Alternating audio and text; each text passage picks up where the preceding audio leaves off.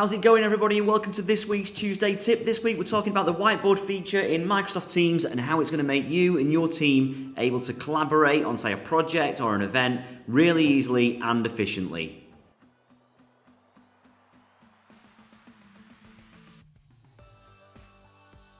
So here I am in a Teams meeting and the lovely Katie Taylor's joined, and let's say we need to work on a project together. We're going to collaborate on a project. So what I can do here is bring up from the share menu at the top right hand side, I can bring up the Microsoft Whiteboard, and that shows for both Katie and I. I'll just make this a little bit bigger.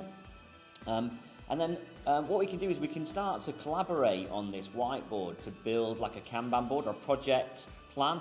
So if I want to bring up a sticky note, for example, and put in a blue one and make it here, and you can see Katie's cursor appears there, so I can see where Katie is typing. So I can say this is the start of the project, and Katie can tell me that I'm doing well by ticking my work. And then Katie can add the next sticky note to say this is the second part of the project, for example, and all the time I can see where Katie's typing.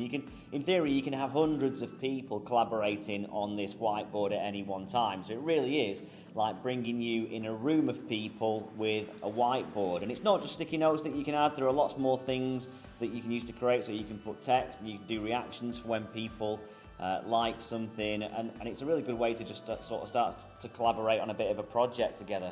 So that's it for this week's Tuesday Tip. I hope that was really useful, and we'll see you next week.